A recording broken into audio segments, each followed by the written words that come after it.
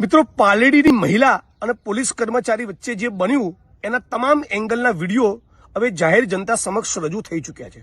બહુ સ્પષ્ટપણે દેખાય છે કે પેલી મહિલાએ જેની પર પોલીસે હાથ ઉગામ્યો એ મહિલાએ નિર્વિવાદપણે 1% ડાઉટ નથી કે પોલીસ કર્મચારીની ઉશ્કેરણી કરી હતી। પોલીસના કર્મચારી ઉશ્કેરાય એવું અભદ્ર અશ્લીલ વર્તન હતું।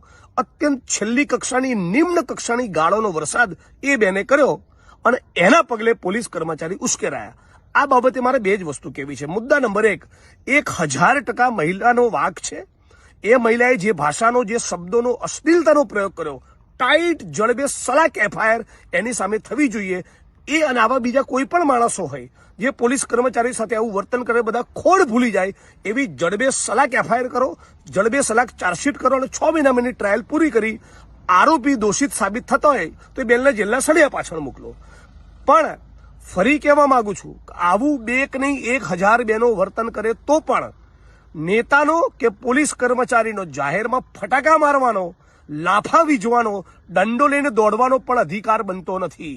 એટલે આ બંને પ્રકરણમાં મહિલા પણ ખોટી છે 1000% અને લાફો મારનારા પોલીસ કર્મચારી પણ ખોટા છે। આ ગુજરાતની જનતાએ સમજવાનું છે। અને ખાસ કરીને તમે જ્યારે પુરુષ અધિકારી હોય, પુરુષ કર્મચારી હોવ, અને ત્યારે તો તમને શરમ આવવી જ જોઈએ।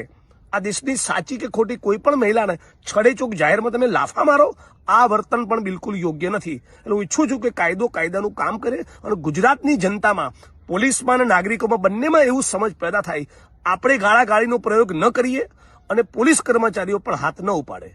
મારા દ્વારા પણ આ કાયદો હાથમાં લેવાનું કૃત્ય થાય તો મારી સામે પણ એક્શન થવી જોઈએ, પોલીસ કર્મચારી પર થવી જોઈએ, નાગરિકો પર પણ થવી જોઈએ। જે ખોટો છે એ ભોગવે।